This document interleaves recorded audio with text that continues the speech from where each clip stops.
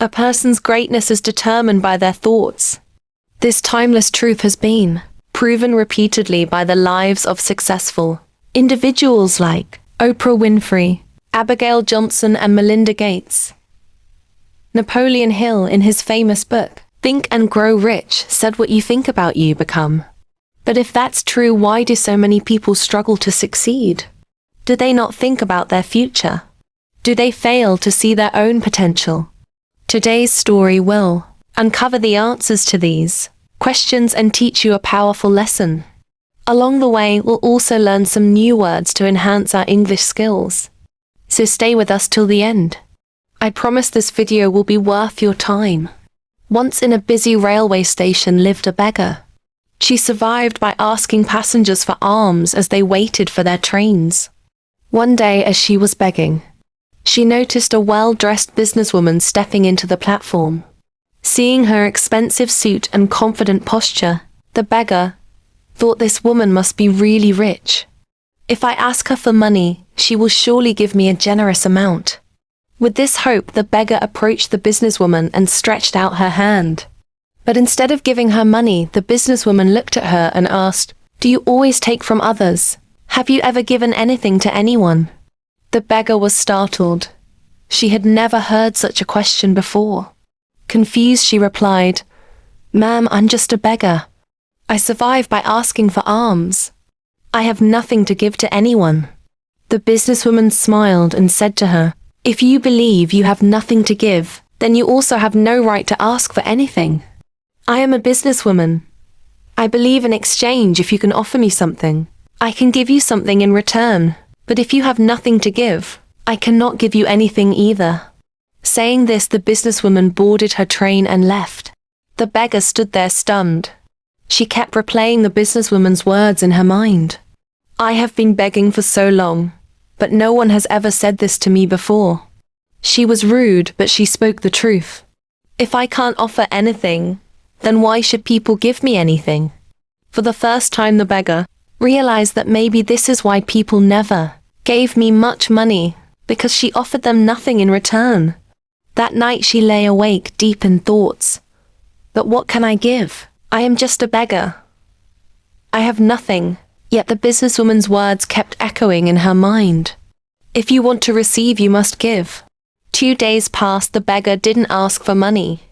She was too busy thinking. On the 3rd day, while sitting at the station, she noticed a patch of flowers blooming near the tracks.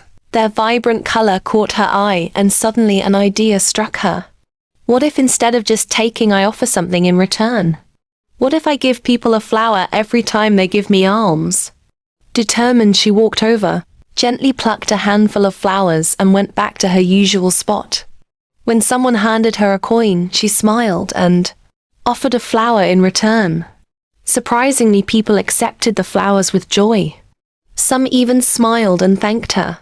As the days passed, something incredible happened. More people started giving her money, but she noticed a pattern.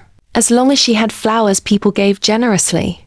When she ran out of flowers, the donations decreased. So it's true, people like to receive something in return, she thought. One day, as she was handing out flowers in exchange for alms, she noticed the businesswoman again sitting in the train. Excited, she rushed over and said, "Ma'am, today I have something to give you. If you give me money, I will give you flowers in return." The businesswoman smiled and handed her some cash and took a few flowers. "You have truly understand the value of exchange," she said. "Today you are no longer just a beggar. You have become a businesswoman." The train arrived at the next station, and the businesswoman stepped off. The beggar stood there watching her go. Her words sparked a new thought in her mind. Am I really a businesswoman now? For a long time she pondered over it. Then suddenly she realized something. I now know the secret of success. I am not just a beggar, I am a trader. People ain't giving me money out of pity. They are paying for the flowers I give them. This means I have a business. Excited, she made a bold decision.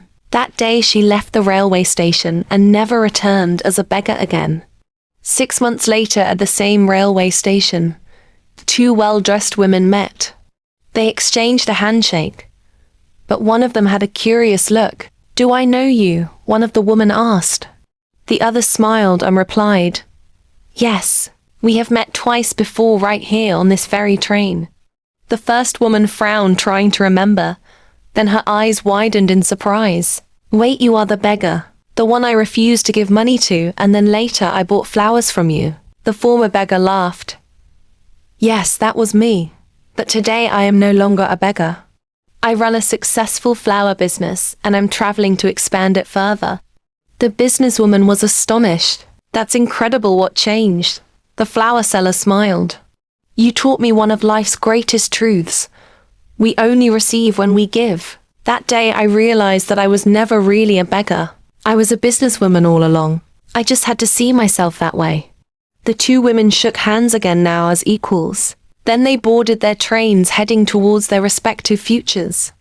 Life is shaped by how we see ourselves. If you believe you are small, you will remain small.